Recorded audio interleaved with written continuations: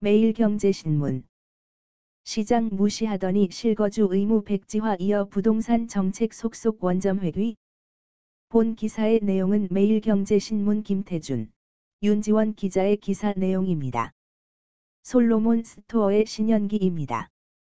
본 내용이 좋다고 생각되시면 구독과 좋아요 눌러주시면 저에게 많은 격려와 힘이 되어 좀 더 좋은 내용으로 보답하겠습니다. 시장 무시하더니 실거주 의무 백지화 이어 부동산 정책 속속 원점 회귀. 강남 집값에만 몰두하다 꼬여 부동산 정책 기조 안 바꾸면 집값 전셋값 잡기 힘들 것. 여당이 재건축 실거주 2년 의무 거주 법안을 폐기한 데 이어 임대사업자 양도소득세 혜택도 건드리지 않기로 한 것은 내년 대선과 지방선거를 앞두고 악화된 부동산 민심을 우려한 것이란 분석이 나온다.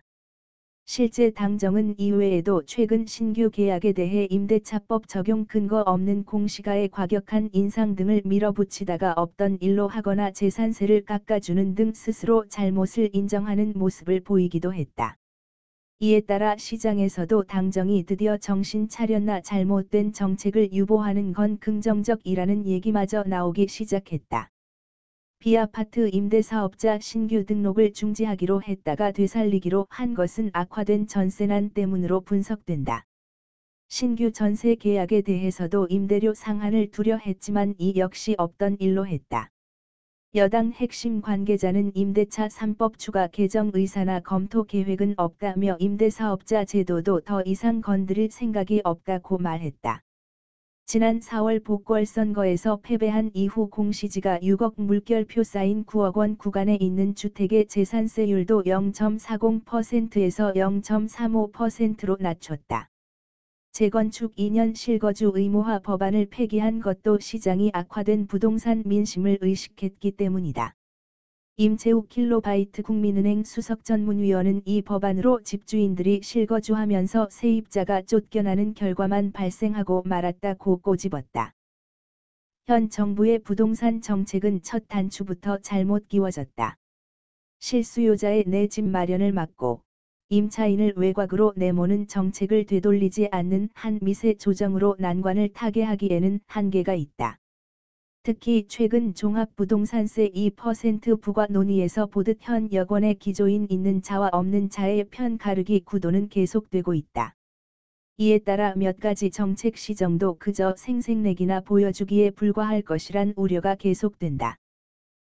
현 정부의 부동산 정책이 꼬인 건 정책의 출발이 주거 안정보다는 강남 집값 잡기였기 때문이란 지적이 많다.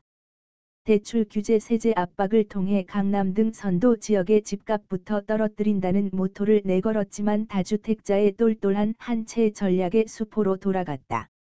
송인호 한국개발연구원, KDI, 경제전략연구부장은 부동산 정책을 펼 때 보호할 실수요자를 먼저 특정하고 시작했어야 했는데 강남 집값 잡기가 되면서 꼬여버렸다며 갭투자는 실수요자의 유일한 자산 축적 과정이라 이를 투기로 몰 필요가 없었다.